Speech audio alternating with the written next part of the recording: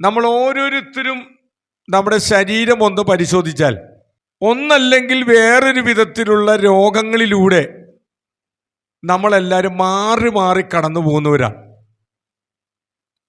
ഒന്ന് മാറുമ്പോൾ വേറൊന്ന്, അത് മാറിക്കഴിയുമ്പോൾ മറ്റൊന്ന്. നമ്മിൽ പലരും മരുന്നുകളും കഴിക്കുന്നവരാ. മരുന്ന് കഴിക്കുമ്പോൾ ഒരു ആശ്വാസം കിട്ടും, പക്ഷേ വീണ്ടും രോഗത്തിലൂടെ കടന്നു പോകുന്നു. സകല മനുഷ്യൻ്റെയും കാര്യം ഇതാണ്. നമ്മുടെ മാത്രം പ്രശ്നമല്ല, എല്ലാ മനുഷ്യരും, ലോകത്തിൽ എത്ര കോടി മനുഷ്യരുണ്ടോ അവരെല്ലാം വിവിധമായ ശാരീരിക പ്രശ്നങ്ങളിലൂടെ കടന്നു പോകുന്നവരാണ്. ചിലർ മാരകമായ രോഗങ്ങളിലൂടെ കടന്നു പോകും. ചിലർക്ക് ചെറിയ തോതിലുള്ള കാര്യങ്ങളൊക്കെയാണ് ഉണ്ടാകുന്നത്. ചെറുതാണെങ്കിലും വലുതാണെങ്കിലും രോഗം രോഗമാണ്, വ്യാധി വ്യാധിയാണ്. ഇന്ന് ഞാനിവിടെ പങ്കുവയ്ക്കുവാൻ ആഗ്രഹിക്കുന്ന വിഷയം, എന്തുകൊണ്ടാണ് മനുഷ്യന് അവൻ്റെ ശരീരത്തിൽ വിവിധങ്ങളായ രോഗങ്ങൾ അനുഭവിക്കേണ്ടി വരുന്നത്. മനുഷ്യൻ രോഗിയായി തീരുന്നതിന് 7 സുപ്രധാനമായ കാരണങ്ങളുണ്ട്. അതിനെക്കുറിച്ചാണ് നമ്മൾ ഇന്ന് ചിന്തിക്കാൻ പോകുന്നത്. യോഹന്നാന്റെ സുവിശേഷം 5-ാം അധ്യായം 14-ാമത്തെ വാക്യം നമുക്ക് വായിക്കാം. മനുഷ്യൻ രോഗിയായി തീരുന്നതിനുള്ള ഒന്നാമത്തെ കാരണം എന്ന് പറയുന്നത് സിൻ ആൻഡ് ഡിസൊബീഡിയൻസ്. പാപവും അനുസരണക്കേടും നിമിത്തം മനുഷ്യൻ രോഗിയായി തീരും.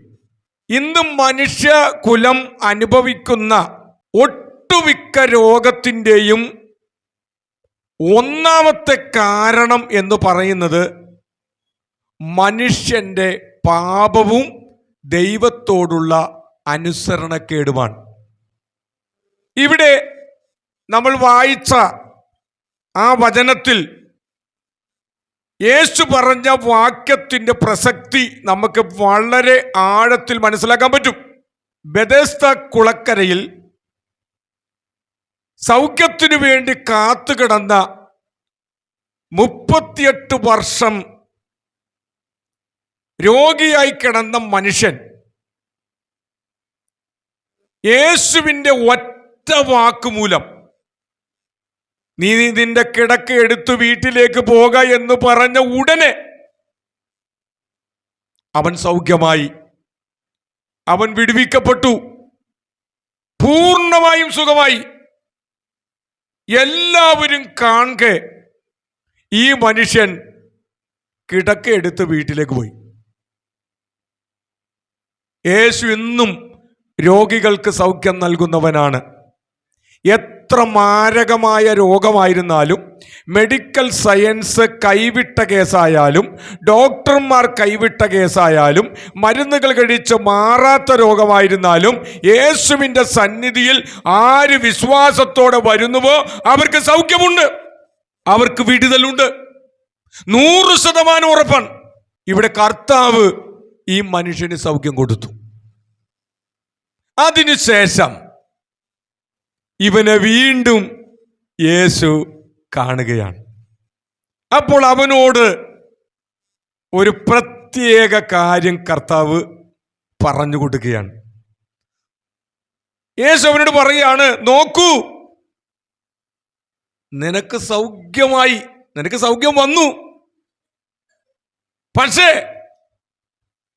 ഇതിൽ അധികം തിന്മയായത് നിനക്ക് ഭവിക്കാതിരിപ്പാൻ നീ ഇനി ഒരിക്കലും പാപം ചെയ്യരുത്. ഈ വാക്യത്തിലൂടെ കർത്താവ് നമുക്ക് തരുന്നൊരു നിർദ്ദേശം, എങ്ങനെയാണ് ഈ മനുഷ്യൻ രോഗിയായി തീർന്നത്? അവന്റെ പാപം നിമിത്തം, അവന്റെ പാപജീവിതം നിമിത്തം, ദൈവത്തോടുള്ള മറുതലിപ്പും അനുസരണക്കേട് നിമിത്തമാണ് അവൻ രോഗിയായി മാറിയത്. എന്നാൽ കരുണാമയനായ ക്രിസ്തു അവനോട് മനസ്സലിഞ്ഞ് അവന്റെ അവസ്ഥ കണ്ട് എല്ലാവരും ആ കുളത്തിലേക്ക് എടുത്തു ചാടി സൗഖ്യമാകുമ്പോൾ ഇവനെ കുളത്തിലാക്കുവാൻ ആരുമില്ല. അനേക വർഷങ്ങളായി രോഗത്തിന്റെ അവസ്ഥയിലൂടെ അവൻ കടന്നു പോകുന്നു.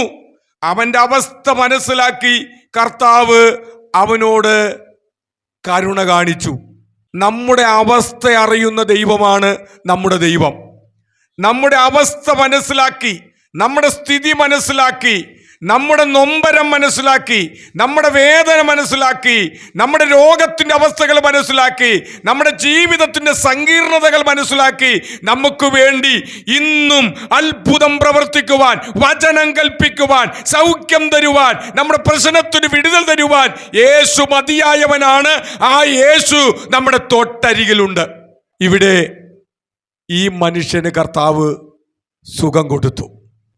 അവൻ രോഗിയായതിന് കാരണം അവന്റെ പാപമാണ്. തുടർന്ന് കർത്താവ് പറയുന്നു, ഇതിലും നീ അനുഭവിച്ചതിലും അധികം തിന്മയായ രീതിയിൽ രോഗം നിന്റെ ജീവിതത്തിൽ, ശരീരത്തിൽ വരാതിരിക്കാൻ നീ മേലിൽ പാപം ചെയ്യരുത്. രോഗം വരുന്നതിന് ഉള്ള ഒന്നാമത്തെ കാരണം എന്താണ്? മനുഷ്യന്റെ പാപമാണ്. ഏക മനുഷ്യനാൽ പാപവും പാപത്താൽ മരണവും ലോകത്ത് കടന്നു. ഒരാൾ മരിക്കുന്നത് എങ്ങനെയാണ്? രോഗം ബാധിച്ചാണ് മരിക്കുന്നത്. നമ്മൾ എത്ര രക്ഷിക്കപ്പെട്ട് സ്നാനപ്പെട്ടെന്ന് പറഞ്ഞാലും നമ്മളും ഇതിലൂടെ കടന്നു പോകേണ്ടി വരും. എന്നാൽ ദൈവത്തിന് നമ്മളെ വിടുവിക്കാനും സൗഖ്യമാക്കാനും നമ്മളെ ആശ്വസിപ്പിക്കുവാനും കൂടെയുണ്ടെന്നുള്ള യാഥാർത്ഥ്യവും നമ്മൾ മറക്കരുത്. മനുഷ്യൻ രോഗിയായി തീരുന്നതിൻ്റെ ഏറ്റവും പ്രധാനപ്പെട്ട കാരണം പാപവും ദൈവത്തോടുള്ള മറുതലിപ്പുമാണ്. രണ്ടാമത്തെ കാരണം എന്താണെന്ന് നമുക്ക് നോക്കാം. ഇയ്യോബിന്റെ പുസ്തകം 2-ാം അധ്യായം 7-ാമത്തെ വാക്യം നമുക്കിവിടെ വായിക്കാം. മനുഷ്യൻ രോഗിയായി തീരുന്നതിനുള്ള രണ്ടാമത്തെ കാരണം എന്ന് പറയുന്നത് സാത്താന്റെ, പിശാച്ചിന്റെ അറ്റാക്കാണ്.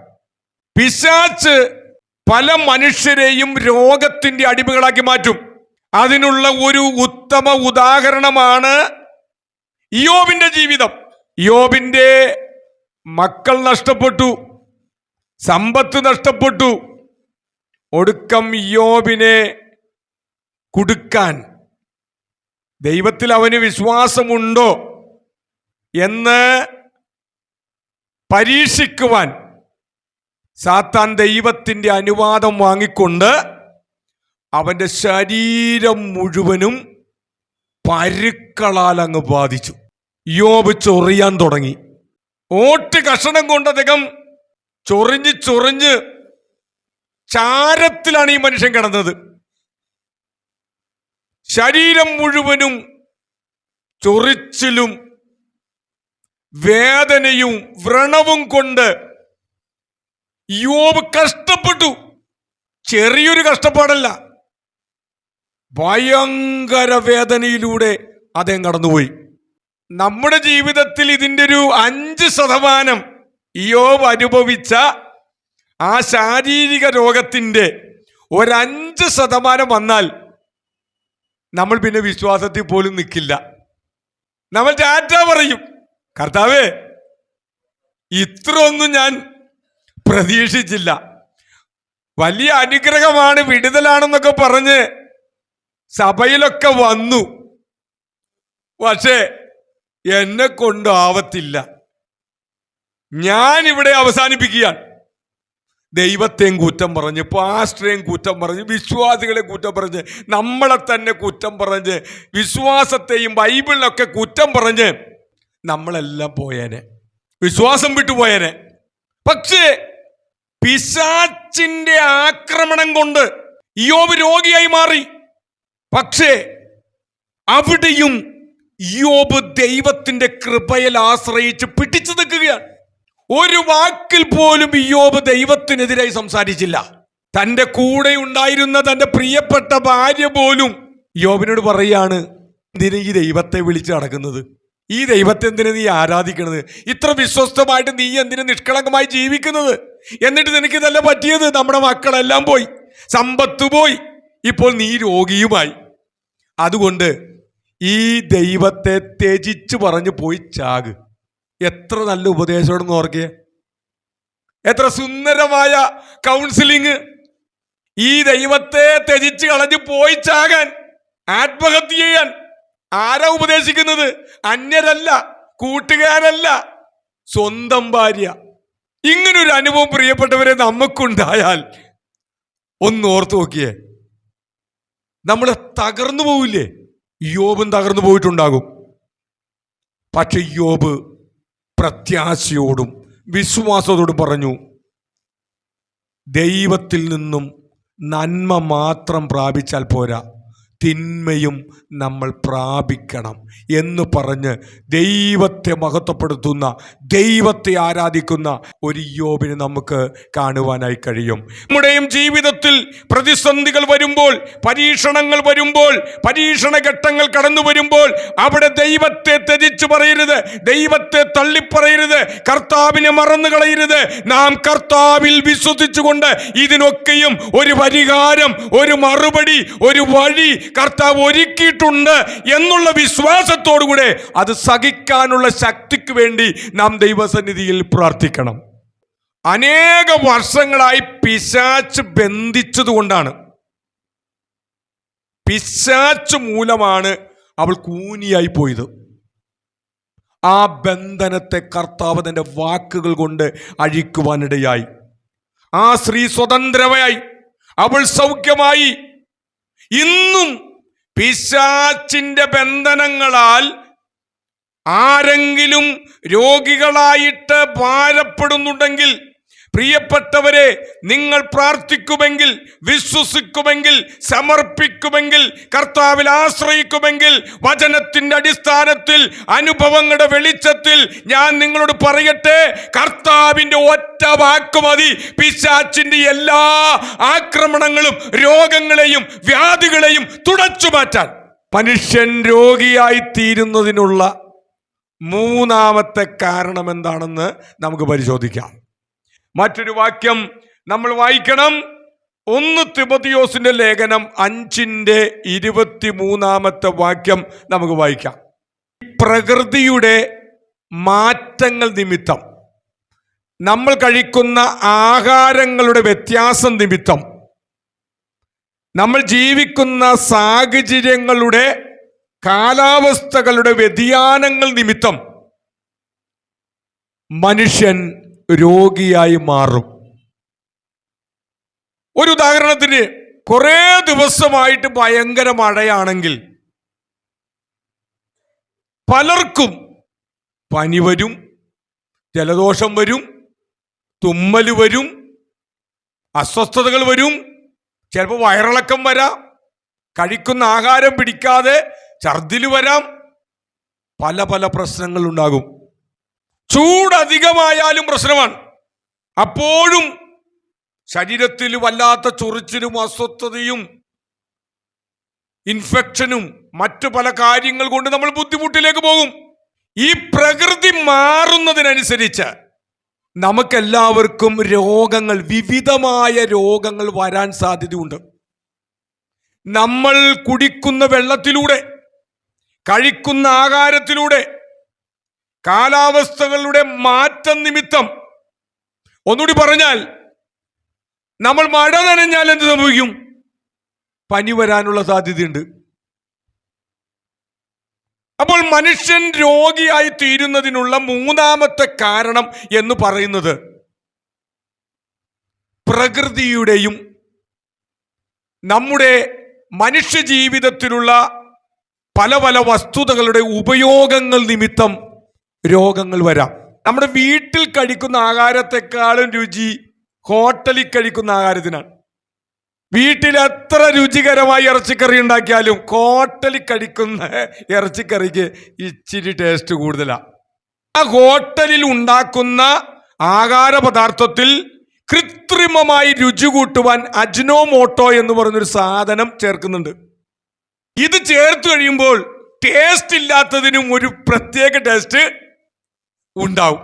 പൗലോസ് അപ്പോസ്തലൻ തന്റെ നിജപുത്രനായ തിമോഥെയോസിനോട് പറയുകയാണ്, നിന്റെ അജീർണത നിമിത്തം, കൂടെയുള്ള ക്ഷീണം നിമിത്തം ഉപവസിക്കുകയും പ്രാർത്ഥിക്കുകയും ചെയ്യുന്നൊരു മനുഷ്യനായിരുന്നു. അങ്ങനെ ഉപവസിക്കുകയും പ്രാർത്ഥിക്കുകയും അല്ലെങ്കിൽ ചില ഭക്ഷണ പദാർത്ഥങ്ങളൊക്കെ കഴിച്ചത് നിമിത്തം ദഹനക്കേടിന്റെ അജീർണത, വയറിൽ ദഹനക്കേടിന്റെ അസ്വസ്ഥത തിമോഥെയോസിനുണ്ടായി. പിന്നെ ആഹാരം കഴിക്കാൻ പറ്റാതായി. അപ്പോൾ അദ്ദേഹം ക്ഷീണിതനായി മാറി. അപ്പോൾ അദ്ദേഹത്തിന് രോഗശാന്തി കിട്ടുവാൻ, അദ്ദേഹത്തിന് രോഗം വരാൻ ഇതൊക്കെയാണ് കാരണം. ആ രോഗത്തിൽ നിന്ന് വിടുതൽ കിട്ടുവാൻ വേണ്ടി അപ്പോസ്തലനായ പൗലോസ് ഒരു നിർദ്ദേശം കൊടുക്കുകയാണ്. നീ എന്ത് ചെയ്യണം? നീ അല്പം വീഞ്ഞ് സേവിക്കണം. അല്പം വീഞ്ഞ് സേവിക്കണം. ഈ വാക്യമൊക്കെ എടുത്ത് പലരും പൗലോസ് അപ്പോസ്തലൻ തിമോഥെയോസിനോട് വീഞ്ഞു കുടിക്കാനൊക്കെ പറഞ്ഞിട്ടുണ്ട്, അതുകൊണ്ട് ഇന്നു മുതൽ വീഞ്ഞും കുടിക്കാം മദ്യവും കുടിക്കാം എന്ന് ദുർവ്യാഖ്യാനങ്ങൾ എടുക്കുന്ന ആൾക്കാരുണ്ട്. ഇവിടെ പറഞ്ഞിരിക്കുന്നത് വീഞ്ഞു കുടിക്കാനാണ്. അതായത് മുന്തിരിച്ചാറ്, അല്ലാതെ ചാരായം കുടിക്കാനോ വിദേശ മദ്യം കുടിക്കാനോ കള്ള് പാനം ചെയ്യാനോ ഒന്നുമല്ല പറയുന്നത്. വീഞ്ഞു കുടിക്കുക, പ്യുവറായ മുന്തിരിച്ചാറ് അത് കുടിക്കുക. അത് അല്പം സേവിച്ചാൽ മതി. ഇപ്പൊ നമ്മുടെ കുട്ടികൾക്കൊക്കെ മലബന്ധമൊക്കെ വരുമ്പോൾ, ദഹനക്കേട് വരുമ്പോൾ അത് മാറാൻ എന്ത് ചെയ്യും? മുന്തിരിച്ചാറ് 2-3 തുള്ളി അങ്ങ് വായിൽ വെച്ച് കൊടുക്കും. അപ്പോൾ എല്ലാ അസുഖങ്ങളും മാറും. അപ്പോൾ വീഞ്ഞിന്, മുന്തിരിച്ചാറിന് എന്തുണ്ട്? ഒരു സൗഖ്യദായകമായ ശക്തിയുണ്ട്. അത് കഴിച്ചു കഴിഞ്ഞാൽ പല ദഹനക്കേടും മാറും, പല പ്രശ്നങ്ങളും മാറും. അതൊരു മെഡിസിൻ പോലെ ഉപയോഗിക്കുകയാണ്. ചില ആളുകൾ വിശ്വാസത്തിലെ വന്നു കഴിഞ്ഞാൽ അവര് ഇനി ഒരിക്കലും ഞാൻ മരുന്ന് കഴിക്കില്ല, ഡോക്ടറെ അടുക്കൽ പോകില്ല എന്ന് വാശി പിടിക്കുന്നവരുണ്ട്. ഞാൻ പറയട്ടെ, അതെല്ലാം ദുർവാശിയാണ്. യേശു പോലും പറഞ്ഞു, ഈ വൈദ്യന്മാരെ ആർക്കാണ് ആവശ്യം? ദീനക്കാർക്കാണ് വൈദ്യനെ കൊണ്ട് ആവശ്യം. യേശു പോലും പറഞ്ഞിട്ടുണ്ട്, വൈദ്യൻ കൈവിടുമ്പോൾ, ഡോക്ടർ കൈവിടുമ്പോൾ, മരുന്നുകൾ കൈവിടുമ്പോൾ, ആശുപത്രികൾ കൈവിടുമ്പോൾ, പ്രിയപ്പെട്ടവർ, യേശു ഒരിക്കലും കൈവിടില്ല. യേശുവിന്റെ അരികിലേക്ക് വന്നു കഴിഞ്ഞാൽ അവന് പൂർണ്ണമായ സൗഖ്യമുണ്ട്. കർത്താവ് സൗഖ്യമാക്കുമെന്ന് പറഞ്ഞതുകൊണ്ട് ഇനി മരുന്ന് കഴിക്കരുതെന്ന് കർത്താവ് പറഞ്ഞിട്ടില്ല. അങ്ങനെയെങ്കിൽ പൗലോസിന് പറയേണ്ട ആവശ്യമുണ്ടോ? അല്പം വീഞ്ഞും സേവിച്ചു കൊള്ളാൻ തിമോഥെയോസിന് പറയേണ്ട ആവശ്യമുണ്ടോ? എന്നാ പ്രാർത്ഥിച്ചങ്ങ് സൗഖ്യമാക്കിയ പോരെ? അതാണ് നമ്മൾ തരംതിരിച്ചു മനസ്സിലാക്കേണ്ടത്. മനുഷ്യൻ പ്രകൃതിയുടെ വിവിധ കാരണങ്ങളാൽ രോഗികളായി മാറും. അതിന് ചിലപ്പോൾ മരുന്നുകളിൽ നമ്മൾ ആശ്രയിക്കേണ്ടി വരും. മരുന്ന് മൂലം നമുക്ക് സൗഖ്യം കിട്ടും. അതുമാത്രമല്ല, അങ്ങനെയുള്ള രോഗങ്ങൾക്കും യേശുവിന് വിടുവിക്കാൻ കഴിയും, സൗഖ്യമാക്കാൻ കഴിയും. യേശു സർവശക്തനായ ദൈവമാണ്. മനുഷ്യൻ ശരീരത്തിൽ രോഗിയായി തീരുന്നതിനുള്ള 4ാമത്തെ കാരണം എന്താണ് നമുക്ക് നോക്കാം. റോമാലേഖനം 8-ാം അധ്യായം 22-ാമത്തെ വാക്യം നമുക്ക് വായിക്കാം. വീണുപോയ ഒരു ലോകത്താണ് നമ്മൾ ജീവിക്കുന്നത്. എങ്ങനെയാണ് ഒരു വീണുപോയ ലോകത്ത് നമ്മൾ ആയത്? നമുക്കറിയാം, ആദാമും ഹവ്വയും ഏദൻ പറുദീസയിൽ കുറെ കാലം ദൈവത്തോടൊപ്പം സന്തോഷത്തോടെ അവർ ജീവിച്ചു. അപ്പോൾ അവര് പാപമില്ലാത്ത ആൾക്കാരായിരുന്നു.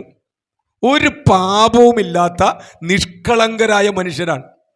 അത്രമാത്രം ദൈവഭക്തിയോടെ അവർ ജീവിച്ചു. പക്ഷേ എപ്പോഴാണ് അവർ അധിവസിച്ച ലോകം മാറിമറിഞ്ഞത്? അവർ ദൈവം പറഞ്ഞ വാക്കിനെ മറുതലിച്ചു, അനുസരണക്കേട് കാണിച്ചു.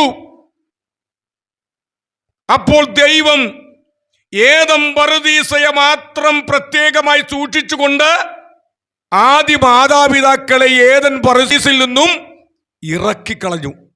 അപ്പോൾ ആദാമിന്റെ ഹവ്വയുടെയും പാപം നിമിത്തം, അവര് നിമിത്തം ഈ ഭൂമി ശപിക്കപ്പെട്ടു.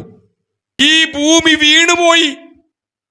ദൈവത്തിന്റെ മഹത്വത്തിൽ നിന്നും ദൈവത്തിന്റെ അനുഗ്രഹത്തിൽ നിന്നും എല്ലാ ശാപങ്ങളും രോഗങ്ങളും ഉള്ള ഒരു ലോകമായിട്ട് നമ്മുടെ ഈ ഭൂമി മാറി. അന്നു മുതലാണ് മനുഷ്യൻ രോഗികളാകാൻ തുടങ്ങിയത്. നമ്മൾ എത്ര രക്ഷിക്കപ്പെട്ടെന്ന് പറഞ്ഞാലും സ്നാനപ്പെട്ടെന്ന് പറഞ്ഞാലും നമ്മൾ ശരിക്കും മനസ്സിലാക്കിയിരിക്കണം, ഒരു വീണുപോയ ലോകത്തിൽ, ദൈവകൃപ നഷ്ടപ്പെട്ടൊരു ലോകത്തിൽ മനുഷ്യരും നമ്മളും ജീവിക്കുകയാണ്.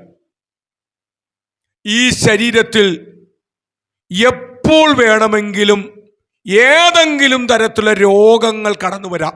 അതാണ് സത്യം, അതാണ് വസ്തുത. നമ്മൾ എത്ര യേശുവിന്റെ രക്തത്താൽ വിശുദ്ധീകരണം പ്രാപിച്ചാലും, നമ്മൾ നമ്മുടെ പ്രിയപ്പെട്ടവരൊക്കെ മരിച്ചുപോയ ആൾക്കാരൊക്കെ അടക്കം ചെയ്യുമ്പോൾ അവിടെ കൊരിന്ത്യ ലേഖനത്തിലെ കുറെ വാക്യങ്ങളൊക്കെ വായിക്കും. നശ്വരമായ ഈ ലോകത്തിൽ നിന്നും ഒരു അനശ്വരതയിലേക്ക്, ബലഹീനമായ ഈ ശരീരം ബലഹീനതയില്ലാത്തൊരു ശരീരത്തിലേക്ക് മാറുന്നൊരു സുദിനമുണ്ട്. അതെപ്പോഴാണ്? യേശുവിന്റെ വരവിൽ. ക്രിസ്തുവിൽ മരിച്ചവർ ഉയർക്കും. ജീവനോട് ശേഷിക്കുന്ന വിശുദ്ധന്മാർ രൂപാന്തരപ്പെടും. അങ്ങനെ സ്വർഗീയ ശരീരമായി രൂപാന്തരപ്പെട്ട ശരീരമായിട്ട് എന്ന് ദൈവമക്കളുടെ ശരീരം രൂപാന്തരപ്പെടുന്നുവോ ആ നിമിഷം മുതലാണ് സകല ശാപങ്ങളിൽ നിന്നും രോഗങ്ങളിൽ നിന്നും ആ വ്യക്തി സമ്പൂർണമായ മോചനം പ്രാപിക്കുന്നത്. ഈ പ്രപഞ്ചം മുഴുവനും, ഈ ലോകത്തുള്ള സകല സൃഷ്ടികളും അവരുടെ വിമോചനത്തിനു വേണ്ടി, ആ ഒരു വിടുതലിനു വേണ്ടി പ്രത്യാശയോടുകൂടെ സകല സൃഷ്ടികളും ഒരു വിടുതലുണ്ട്, ആ ദിവസം വരുന്നു, അതിന്റെ പൂർണ്ണതയിലെത്തിക്കുന്ന ഈ ലോകത്തിന്റെ സൃഷ്ടിതാവായിരിക്കുന്ന ദൈവം വീണ്ടും വരുന്നുവെന്ന് സകല സൃഷ്ടികളും ഞെരങ്ങിക്കൊണ്ട് കാത്തിരിക്കുകയാണ്. അത് ആ വരവിങ്കൽ, യേശുവിന്റെ ആ വരവിങ്കലാണ് അതിന്റെ പൂർണ്ണതയിലെത്തുന്നത്. അതുവരെയും ഈ വീണുപോയ ലോക നിമിത്തം മനുഷ്യൻ രോഗികളായി വ്യാധികളിലൂടെ കടന്നു പോകേണ്ടി വരും. മനുഷ്യൻ രോഗിയായി തീരുന്നതിനുള്ള മറ്റൊരു കാരണം നമുക്ക് നോക്കാം. ആവർത്തന പുസ്തകം 28-ാം അധ്യായം 58 മുതൽ 61 വരെയുള്ള വാക്യങ്ങൾ നമുക്ക് വായിക്കാം. മനുഷ്യൻ രോഗിയായി തീരുന്നതിനുള്ള അടുത്ത കാരണം എന്ന് പറഞ്ഞാൽ ദൈവത്തിന്റെ ന്യായവിധി നിമിത്തം മനുഷ്യൻ രോഗികളായി മാറും. ഇവിടെ മോശയിലൂടെ ദൈവത്തിന്റെ മക്കൾക്ക് ഒരു മുന്നറിയിപ്പ് കൊടുക്കുകയാണ്. ദൈവത്തിന്റെ പ്രമാണങ്ങളും വിധികളും വചനങ്ങളും കൽപ്പനകളും അനുസരിച്ച് നടക്കാഞ്ഞാൽ, അനുസരിച്ച് നടന്നാൽ കുഴപ്പമില്ല, അനുസരിച്ച് നടക്കാഞ്ഞാൽ ഞാൻ നിന്റെ മേലും നിന്റെ സന്തതിയുടെ മേലും പല പല രോഗങ്ങൾ കൊണ്ട് നിറയ്ക്കുമെന്നാണ് ഇവിടെ പറഞ്ഞിരിക്കുന്നത്. ഏലീശ പ്രവാചകന് കുറെ ശിഷ്യന്മാരുണ്ടായിരുന്നു. അതിലൊരാളുടെ പേരാണ് ഗേഹസി. ഇവന്റെ കുടുംബം എന്നേക്കും കുഷ്ഠരോഗികളായി മാറിയതിന് കാരണം എന്താ? ചിന്തിച്ചിട്ടുണ്ടോ? നയമാൻ എന്ന് പറയുന്ന ആള്, സൈന്യാധിപൻ, കുഷ്ഠരോഗിയായി തീർന്നു. അയാള് സൗഖ്യത്തിനായി ഒരു ഇസ്രയേൽ ബാലിക, അയാളുടെ വീട്ടിലുണ്ടായിരുന്ന ഇസ്രയേൽ ബാലിക പറഞ്ഞിട്ട് കുറെ പാരിതോഷികങ്ങളുമായി ഏലീശ പ്രവാചകന്റെ അടുക്ക വന്നു. എന്നിട്ട് ഇയാൾ കുറെ സ്വർണവും വെള്ളിയും അതും ഇതൊക്കെ കൊടുത്തു. അത് കൊടുക്കാൻ വേണ്ടിയാ വന്നത്. സൗഖ്യം ലഭിച്ചു കഴിഞ്ഞാൽ ഏലീശ പ്രവാചകൻ ഈ നയമാനോട് പറഞ്ഞു, നീ യോർദാൻ നദിയിൽ പോയിട്ട് 7 വട്ടം മുങ്ങ്. ഒരു പ്രാവശ്യം മുങ്ങാനല്ല പറഞ്ഞത്, ഒരു പ്രാവശ്യം സ്നാനപ്പെടാനല്ല പറഞ്ഞത്, 7 വട്ടം സ്നാനപ്പെടാൻ. യാക്ക് ദേഷ്യമായി. ഈ കലക്കവെള്ളത്തിൽ മുങ്ങിയിട്ടാണ് പോയി കാര്യം. എത്ര നല്ല നദികളൊക്കെ ഇവിടെ കിടപ്പുണ്ട്. എന്നിട്ട് യോർദാൻ നദി, ഈ കലക്കവെള്ളത്തിൽ മുങ്ങാൻ. ഒന്നാമത് ശരീരം മുഴുവനും വ്രണമാണ്. പക്ഷേ ഈ മനുഷ്യൻ അവസാനം അനുസരിച്ചു. 1 വട്ടം മുങ്ങി, 2 വട്ടം മുങ്ങി, 6 വട്ടം മുങ്ങി, ഒരു വ്യത്യാസവും ഇല്ല. നമ്മളാണെങ്കിൽ എന്ത് ചെയ്യുമായിരുന്നു? നമ്മൾ നിർത്തും. പ്രവാചകന്റെ പ്രവചനത്തിന് എന്തില്ല? ശക്തിയില്ല. ഇത് കള്ളപ്രവചനമാണ്. കാരണം 6 വട്ടം മുങ്ങുമ്പോ ഒരു പകുതിയെങ്കിലും മാറണ്ടേ? ഇത് ഒരു വ്യത്യാസവും. ആ നദിയിലുള്ള മത്സ്യമൊക്കെ ഇയാളെ കൊത്തിപ്പറിക്കാൻ തുടങ്ങി. എന്റെ പാപന്യം പറയുകയാണ്, ചോരയൊക്കെ വരുന്നുണ്ട്. മതിയായി പുള്ളിക്ക്. നമ്മളാണ് ഇറങ്ങി ഓടിയനെ. പക്ഷെ വിടുതൽ വേണോ? ഇന്ന് പകൽക്കാലം വചനം കേൾക്കുന്ന പ്രിയപ്പെട്ടവരെ, നമുക്കൊരു വിടുതൽ വേണോ? നമുക്കൊരു ഉത്തരം വേണോ? നമുക്കൊരു സൗഖ്യം വേണോ? കർത്താവ് പറയുന്ന വിധികളും കൽപ്പനകളും അത് എത്രയൊക്കെയാണോ അത് മുഴുവനും അനുസരിച്ച് കഴിയുമ്പോൾ വിടുതൽ ആരംഭിക്കും. അവിടെയാണ് വിടുതൽ ഉണ്ടാവുന്നത്. 7ാം തവണയും മുങ്ങിക്കഴിഞ്ഞപ്പോൾ ഈ മനുഷ്യൻ ഒരു യുവകോമളനായി മാറി. ഇയാളുടെ കുഷ്ഠരോഗമൊക്കെ മാറി. നയമാൻ എന്ന കുഷ്ഠരോഗി, സൈന്യാധിപൻ, പൂർണ്ണ സൗഖ്യം പ്രാപിച്ചു. അപ്പോൾ സൗഖ്യമൊക്കെ പ്രാപിച്ചു കഴിയുമ്പോൾ സ്വോത്രക്കാഴ്ച കൊടുക്കുമല്ലോ. സ്വോത്രക്കാഴ്ച. ഇയാളൊരു സ്വോത്രക്കാഴ്ച കൊടുക്കുകയാണ്. ദൈവശാസ്ത്രജ്ഞന്മാര് നയമാൻ കൊടുക്കാനായി ഉദ്ദേശിച്ച ആ സ്വർണത്തിന്റെ വെള്ളിയുടെയും ഒക്കെ കണക്ക് കൂട്ടിയപ്പോൾ ഇന്നത്തെ കാലഘട്ടത്തിലുള്ള 10 ലക്ഷം രൂപയിൽ കൂടുതലുള്ളൊരു സ്വോത്രക്കാഴ്ചയാണ് കൊടുക്കാനായി കൊണ്ടുവന്നത്. ഇത് ഏലീശ വാങ്ങിച്ചേനെ. കാരണം ബൈബിൾ സ്കൂൾ നടത്തുന്ന ആളാണ്, പ്രവാചകന്മാരെ പരിശീലിപ്പിക്കുന്ന ഒരാളാണ്, ചെലവുണ്ട്, വാങ്ങിച്ചേനെ. പക്ഷെ ഏലീശ വാങ്ങിച്ചില്ല. അതെന്താണ് കാരണം? ഈ സ്വോത്രക്കാഴ്ച ഏലീശ പ്രവാചകന് കൊടുക്കുന്നതിന് മുമ്പ് ഈ വിടുതൽ പ്രാപിച്ച, സൗഖ്യം പ്രാപിച്ച നയമാൻ എന്ന കുഷ്ഠരോഗി അയാൾ ഒരു കാര്യം പറഞ്ഞു. സാറേ, ഞാൻ ഈ വിടുതലൊക്കെ പ്രാപിച്ച് എൻ്റെ നാട്ടിലേക്ക് പോവുകയാണ്. അവിടെ എനിക്കൊരു രാജാവുണ്ട്. രാജാവിൻ്റെ ദേവന്റെ പേരാണ് റിമ്മോൻ. റിമ്മോന് വലിയ ബിഗ് ഒക്കെ ഉള്ള വലിയ അമ്പലങ്ങളൊക്കെ അവിടെ ഉണ്ട്. അപ്പൊ രാജാവിന്റെ കൂടെ രാജാവ് ആരാധനയ്ക്ക് പോകുമ്പോൾ സൈന്യാധിപനായ ഞാൻ കൂടെ പോകേണ്ടി വരും. അപ്പോൾ രാജാവ് റിമ്മോന്റെ വിഗ്രഹത്തിന്റെ മുമ്പാകെ വീണ് നമസ്കരിക്കുമ്പോൾ ഞാനും ഒന്ന് നമസ്കരിക്കും. ഇത്ര വലിയ വിടുതൽ! സിറിയയിൽ ഇത്രകാലം രോഗിയായിട്ട് പല ചികിത്സകൾ ചെയ്തിട്ടും വിടുതൽ പ്രാപിക്കാൻ കഴിയാത്ത ആ മനുഷ്യന് കർത്താവ് തന്റെ പ്രവാചകനിലൂടെ വിടുതൽ കൊടുത്തിട്ടും സൗഖ്യം കൊടുത്തിട്ടും രോഗം മാറ്റിയിട്ടും അവൻ ഇപ്പോഴും പറയുന്നു, ഞാൻ ഇപ്പോഴും വിഗ്രഹത്തെ ആരാധിക്കും, വിഗ്രഹത്തെ സേവിക്കും. ഇന്നത്തെ ഏലീശമാരാണെങ്കിൽ ഇതൊന്നും വലിയ കാര്യമാക്കില്ല. കാരണം മുമ്പിൽ കിട്ടുന്നത് എത്രയാണ്? 10 ലക്ഷം. ലോട്ടറി അടിച്ച പോലെയാണ്. നീ റിമോന്റെ ക്ഷേത്രത്തിലല്ല, നീ ഏത് അമ്പലത്തിലല്ല, എവിടെ പോയാലും എനിക്ക് പ്രശ്നമില്ല, എനിക്ക് സ്തോത്രക്കാഴ്ച കിട്ടിയേ പറ്റൂ. ഇന്നത്തെ ഏലീശ പ്രവാചകന്മാർ ബഹുഭൂരിപക്ഷന്മാർ എങ്ങനെ ചെയ്യുള്ളൂ? അത് ദൈവം നോക്കിക്കൊള്ളും, എന്നെ ബാധിക്കുന്നൊരു വിഷയമല്ല. പക്ഷേ ഏലീശ വ്യത്യസ്തനായിരുന്നു. ഏലീശ പണത്തിന്റെ പുറകെ പോകുന്ന ആളായിരുന്നില്ല. ഏലീശ ദൈവത്തിന്റെ പുറകെ പോകുന്ന ഒരാളായിരുന്നു. അയാൾ പറഞ്ഞു, എനിക്ക് വേണ്ട, നിന്റെ സ്തോത്രക്കാഴ്ചയും ഈ നന്മയൊന്നും എനിക്ക് വേണ്ട, കൊണ്ടുപോയിക്കോ. ഇയാൾ വളരെ നിരാശയോടെ അതുമായി പോയി.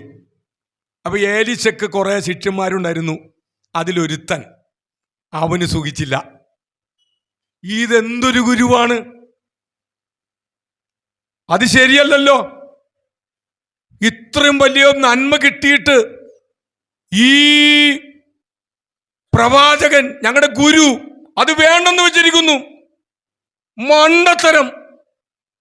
ഇവന് സഹിച്ചില്ല. ഇവനെന്തറിയാമോ? ഈ നയമാൻ തൻ്റെ നാട്ടിലേക്ക് പോകുന്ന വഴിയിൽ ഇവൻ വേറൊരു വഴിയിലൂടെ ചെന്നിട്ട് ഇവൻ കുറച്ച് സ്തോത്രക്കാഴ്ച വേണമെന്ന് പറഞ്ഞ് ഇവൻ ചോദിച്ചു. അതിനും ദൈവശാസ്ത്രജ്ഞന്മാർ കണക്ക്, ഇവൻ പറഞ്ഞ ഇത്ര സാധനമാണെന്ന് പറഞ്ഞല്ലോ, അത് കണക്ക് കൂട്ടിയപ്പോൾ ഇവൻ 50,000 രൂപ ചോദിച്ചത്. 10 ലക്ഷം ഒന്നും അവൻ ചോദിച്ചില്ല, 50,000 രൂപ. ഇന്നത്തെ മണി 50,000 രൂപ. നയമാന് സന്തോഷമായി, അയാളത് കൊടുത്തു. ഇവൻ ആ സ്തോത്രക്കാഴ്ച എല്ലാം കൊണ്ടുപോയിട്ട് ഇവനൊരു സ്ഥലത്ത് വെച്ച് അത് പാത്തു വെച്ചു, ഒളിച്ചു വച്ചു. എന്നിട്ട് ഒന്നും അറിയാത്ത മട്ടിൽ പ്രവാചകന്റെ മുമ്പിൽ വന്നു.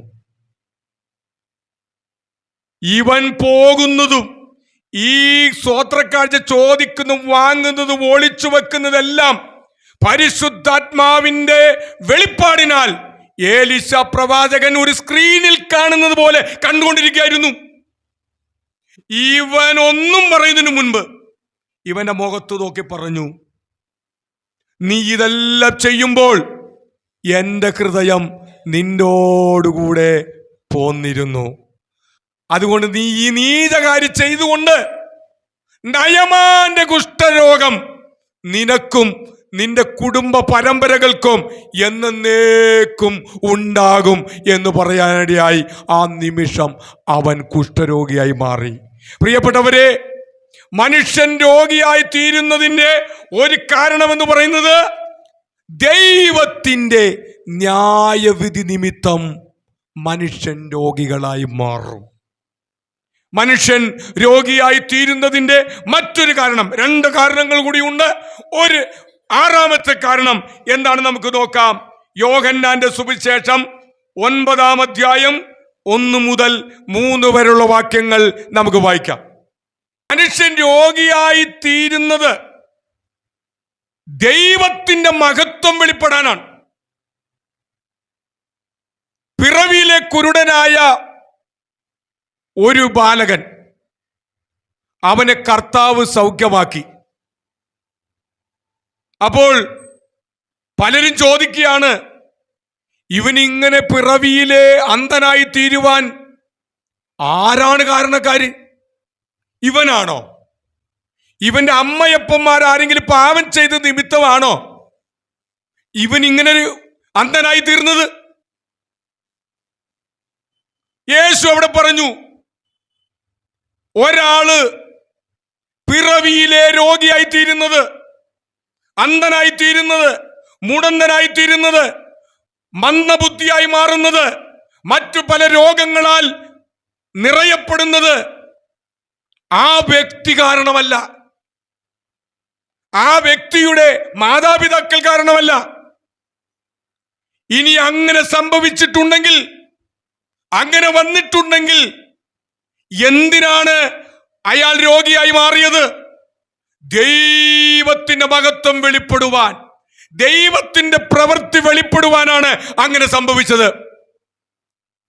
അതുകൊണ്ടാണ് കർത്താവ് അവന്റെ അരികിൽ ചെന്ന് അവന് കാഴ്ച കൊടുത്ത്, അവന് വിടുതൽ കൊടുത്ത്, അവൻ്റെ എല്ലാവിധ പ്രതിസന്ധികളിൽ നിന്നും പുറത്തു കൊണ്ടുവന്ന് അവൻ അനുഗ്രഹിക്കപ്പെട്ടവനാക്കി മാറ്റിയതിന് കാരണം അതിലൂടെ ദൈവത്തിൻ്റെ നാമം യേശു മഹത്വപ്പെടുത്തുകയായിരുന്നു. 12 വർഷം രക്തസ്രവം പിടിപ്പെട്ട സ്ത്രീ, നമുക്കെല്ലാവർക്കും അറിയാം. യേശുവിൻ്റെ വസ്ത്രത്തിൻ്റെ തൊങ്ങലിൽ തൊട്ട് കഴിഞ്ഞപ്പോൾ അവൾ ആ നിമിഷം സൗഖ്യമായി. പക്ഷേ യേശു ഒരു ചോദ്യം ചോദിച്ചു, എന്നെ ആരാണ് തൊട്ടത്? യേശുവിനെ തൊട്ടോ? ഈ സ്ത്രീ യേശുവിനെ തൊട്ടോ? നിങ്ങളൊന്ന് പറ, തൊട്ടോ? യേശുവിനെ തൊട്ടോ? ഈ 12 വർഷം രക്തസ്രവം പിടിപ്പെട്ട സ്ത്രീ യേശുവിനെ തൊട്ടോ? തൊട്ടോ? യേശുവിന്റെ വസ്ത്രത്തിന്റെ തൊങ്ങലിലാണ് അവൾ തൊട്ടത്, യേശുവിനെ തൊട്ടില്ല. പക്ഷേ വിശ്വാസത്തോടെ യേശുവിന്റെ വസ്ത്രത്തിന്റെ തൊങ്ങലിൽ അവൾ തൊട്ട് കഴിഞ്ഞപ്പോൾ യേശുവിന്റെ ശരീരത്തിൽ നിന്നും സൗഖ്യദായകമായ ശക്തി അവളിലേക്ക് വ്യാപരിച്ചു. അവൾ ആ നിമിഷം സൗഖ്യമായി, സമ്പൂർണ്ണ സൗഖ്യമായി. പക്ഷെ ഇപ്പോൾ യേശു ചോദിക്കുന്നൊരു ചോദ്യം, ഹൂ ടച്ചഡ് മീ? എന്നെ ആരാണ് തൊട്ടത്? അപ്പോൾ യേശുവിന്റെ ശിഷ്യന്മാർ, ഒരു കർത്താവേ, എന്തു വർത്തമാനമാണ്! ഞങ്ങളും ഈ ജനക്കൂട്ടും ഒക്കെ നിന്നെ തിക്കി തിരക്കിക്കൊണ്ടിരിക്കുമ്പോൾ ആരൊക്കെ നിന്നെ തൊട്ടിട്ടുണ്ടാകും? ശരിയല്ലേ? പക്ഷെ യേശു ചോദിക്കുകയാണ്, എന്നെ തൊട്ടതാരെ? Who ടച്ചഡ് me? യേശുവിന്റെ ശിഷ്യന്മാര്, കൂടെയുള്ള ജനങ്ങളൊക്കെ യേശുവിനെ തൊടുന്നുണ്ട്, യേശുവിന്റെ ശരീരത്തിലൊക്കെ തൊടുന്നുണ്ട്. പക്ഷേ അവര് തൊടുമ്പോഴൊന്നും ആ തൊടലിന്, ആ സ്പർശനത്തിന് ഒരു വിശ്വാസമില്ലായിരുന്നു. അവരാരും വിടുതൽ പ്രാപിച്ചില്ല. എന്നാൽ 12 വർഷം രക്തസ്രവമെന്ന മാരക രോഗം പിടിച്ച സ്ത്രീ യേശുവിന്റെ ശരീരത്തിൽ തൊട്ടില്ല. അവൾ വിശ്വാസത്തോടെ യേശുവിന്റെ വസ്ത്രത്തിന്റെ തൊങ്ങലിൽ തൊട്ടപ്പോൾ, വിശ്വാസത്തോടെ സ്പർശിച്ചപ്പോൾ ആ നിമിഷം യേശുവിന്റെ ശരീരത്തിൽ നിന്നും സൗഖ്യദായകമായ ശക്തി വ്യാപരിച്ച് അവൾ വിടുതലിലേക്ക് പോയെങ്കിൽ ഇന്ന് പകൽക്കാലം എന്നെ കേൾക്കുന്ന പ്രിയപ്പെട്ടവരെ, നിങ്ങൾ വിശ്വാസത്തോടെ യേശുവിനെ തൊടുവാൻ തയ്യാറാകുമെങ്കിൽ നിങ്ങൾക്ക് വിടുതലാണ്, നിങ്ങൾക്ക് സൗഖ്യമാണ്, നിങ്ങൾക്ക് അനുഗ്രഹമാണ്. കാര്യം കൂടി ഉണ്ട്, അത് പറഞ്ഞ് ഞാൻ അവസാനിപ്പിക്കാം. കൊരിന്ത്യ ലേഖനം 12-ാം അധ്യായം 7 മുതൽ 9 വരെയുള്ള വാക്യങ്ങൾ കൂടി നമുക്ക് വായിക്കാം. മനുഷ്യൻ രോഗിയായി തീരുന്നതിൻ്റെ 7ാമത്തെ കാരണം എന്ന് പറഞ്ഞാൽ അവന്റെ വിശ്വാസത്തിനൊരു ട്രെയിനിങ് കിട്ടാൻ വേണ്ടിയാണ്. ലോകം മുഴുവനും സഞ്ചരിച്ച് ശുശ്രൂഷ ചെയ്ത ഒരാളാണ് അദ്ദേഹം. അനേക സഭകൾ സ്ഥാപിച്ചു, അനേക ലേഖനങ്ങൾ എഴുതി, അനേക ആളുകളെ രക്ഷയിലേക്ക് നയിച്ചു, സ്നാനത്തിലേക്ക് നയിച്ചു. വലിയ വീരപ്രവർത്തികൾ ചെയ്ത ആളാണ് പൗലോസ്. പൗലോസ് എവിടെ ചെന്നാലും, അപ്പോസ്തല പ്രവൃത്തി നമുക്ക് കാണാൻ കഴിയുമല്ലോ, പൗലോസിന്റെ മെയ്മേലുള്ള റൂമാലുകൾ രോഗികളുടെ മേൽ കൊണ്ടിട്ടാൽ രോഗികൾ സൗഖ്യമായിരുന്നു, ഭൂതങ്ങൾ വിട്ടുപോയിരുന്നു. അത്ര ഭയങ്കര ശുശ്രൂഷ കർത്താവിന് വേണ്ടി ചെയ്ത ഒരു ദൈവത്തിന്റെ ദാസൻ ഈ മനുഷ്യൻ രോഗിയായി മാറി. എങ്ങനെ മാറിയെന്ന് നമുക്കറിയാം. ഇത് വെളിപ്പാടുകളുടെ ആധിക്യം പ്രാപിച്ചൊരാളായിരുന്നു. യേശുവിനോടൊപ്പം സഞ്ചരിച്ച ആളായിരുന്നില്ല. പക്ഷെ യേശു പറഞ്ഞ ഉപദേശങ്ങളും ജീവിത സംഭവങ്ങളും നേരിട്ട് വെളിപ്പാടിലൂടെ കണ്ട് മനസ്സിലാക്കിയ ആളാണ്. വേറെ ഏതെങ്കിലും ഒരു അപ്പോസ്തലന്മാർ മുഖാന്തരം അറിഞ്ഞ ആളല്ല. ദമസ്കോസിന്റെ പടിവാതിൽക്കൽ വെച്ച് കർത്താവിനെ നേരിട്ട് കണ്ട ആളാണ്. അങ്ങനെ അനേക വെളിപ്പാടുകൾ, ആത്മീയ മർമ്മങ്ങൾ പ്രാപിച്ചു. സ്വാഭാവികമായിട്ടും കൃപാവരങ്ങളും വെളിപ്പാടുകളും ആത്മീയ മർമ്മങ്ങളൊക്കെ നമ്മൾ നേടിക്കഴിയുമ്പോൾ പതുക്കെ പതുക്കെ നമുക്ക് ഒരു നിഗളവും അഹങ്കാരമൊക്കെ വരാൻ സാധ്യതയുണ്ട്. ഞാൻ ഒന്നുകൂടി പറയാം. നമ്മുടെ ഇടയിൽ നമ്മുടെ പല പാസ്റ്റർമാരും വിശ്വാസികളൊക്കെ കാണണം, ഒരു രോഗിക്ക് വേണ്ടി പ്രാർത്ഥിച്ചിട്ട് രോഗി സൗഖ്യമായി, അതിൽ ഒരാളെ, ഒരു കുടുംബത്തെ രക്ഷിച്ചു. പിന്നെ ഇവർ പറയുന്നറിയാമോ, ഞാൻ സുവിശേഷം പറഞ്ഞിട്ടാണ് അയാൾ രക്ഷിക്കപ്പെട്ടത്, അയാൾ സഭയിൽ വന്നത്, സ്ഥാനപ്പെട്ടത്. ഞാൻ പ്രാർത്ഥിച്ചപ്പോൾ രോഗികൾ സൗഖ്യമായി, ഭൂതങ്ങൾ വിട്ടുപോയി. ഞാൻ എൻ്റെ പ്രസംഗം എന്ത് ഭയങ്കര പ്രസംഗമാണെന്നറിയാമോ? പിന്നെ സ്വയം പുകഴ്ചയാണ്, നിഗളമാണ്, അഹങ്കാരമാണ്. അപ്പോസ്തലനായ പൗലോസും ശുശ്രൂഷയുടെയും വെളിപ്പാടിന്റെ ആധിക്യം നിമിത്തം അദ്ദേഹം നിഗളിച്ചു പോകുമെന്ന് ദൈവം തമ്പുരാൻ മനസ്സിലാക്കി. ഈ ദൈവദാസൻ അങ്ങനെ നിഗളിച്ചു പോയാൽ ദൈവസഭയ്ക്ക് നഷ്ടമാണ്, ദൈവരാജ്യത്തിന് നഷ്ടമാണ്, ദൈവനാമം അപമാനിക്കപ്പെടാൻ സാധ്യതയുണ്ടെന്ന് കർത്താവ് മനസ്സിലാക്കി. അപ്പോൾ എന്ത് ചെയ്യുന്നറിയാമോ? ദൈവം അദ്ദേഹത്തെ സ്നേഹിച്ചതുകൊണ്ട്, ക്രിസ്തു അദ്ദേഹത്തെ സ്നേഹിച്ചതുകൊണ്ട് അതിന് ജഡത്തിലൊരു ശൂലം കൊടുത്തു, ഒരു രോഗം കൊടുത്തു, ഒരു വ്യാധി കൊടുത്തു. ഇദ്ദേഹം വലിയ ശക്തമായ പ്രഭാഷണം നടത്തുമ്പോഴും രോഗികൾക്ക് വേണ്ടി പ്രാർത്ഥിക്കുമ്പോഴും അവർ സൗഖ്യമാകുമ്പോഴും തൻ്റെ ശരീരത്തിൽ താൻ ആ ശൂലവും കൊണ്ട് നടക്കുകയാണ്. അതിഭയങ്കരമായ വേദനയും അസ്വസ്ഥതയുമായി ഈ മനുഷ്യൻ ഭാരപ്പെട്ട് സഹിക്കാൻ പറ്റാഞ്ഞിട്ട് ഇദ്ദേഹം കർത്താവിനോട് പ്രാർത്ഥിച്ചു. 3 വട്ടം മുട്ടിപ്പായി പ്രാർത്ഥിച്ചു. കർത്താവേ, ഈ ശൂലം, ഈ അസ്വസ്ഥത, ഈ രോഗത്തിൽ നിന്ന് എനിക്കൊരു സൗഖ്യം തരണമേ, എനിക്കൊരു വിടുതൽ തരണമേ, എന്നെ രക്ഷിക്കണമേ എന്ന് അദ്ദേഹം ആത്മാർത്ഥമായി കരഞ്ഞ് പ്രാർത്ഥിച്ചു. ആ പ്രാർത്ഥന ദൈവം കേട്ടു. അദ്ദേഹത്തിന് സൗഖ്യം കൊടുത്തില്ല. എന്തുകൊണ്ട് സൗഖ്യം കൊടുത്തില്ല? കാരണം അനേക സഭകൾ സ്ഥാപിച്ച മനുഷ്യനാണ് പൗലോസ്. അനേകായിരങ്ങളെ രക്ഷിച്ച ആളാണ്. ഈ മനുഷ്യൻ നാളെ നിഗളിയായി, അഹങ്കാരിയായി, ക്രിസ്തുവിനെ വിട്ട്, ഈ ദൈവസഭ വിട്ട് പിശാചിന്റെ അടിമയായി ഇയാൾ നിഗളിയായി വിശ്വാസം വിട്ടു പോയാൽ ലോകം മുഴുവനും ദൈവത്തെ, ക്രിസ്തുവിനെ നിന്ദിച്ച് കളിയാക്കും. ഇത് മനസ്സിലാക്കിയ ദൈവം ആ മനുഷ്യനെ സൗഖ്യമാക്കിയില്ല, വിടുവിച്ചില്ല.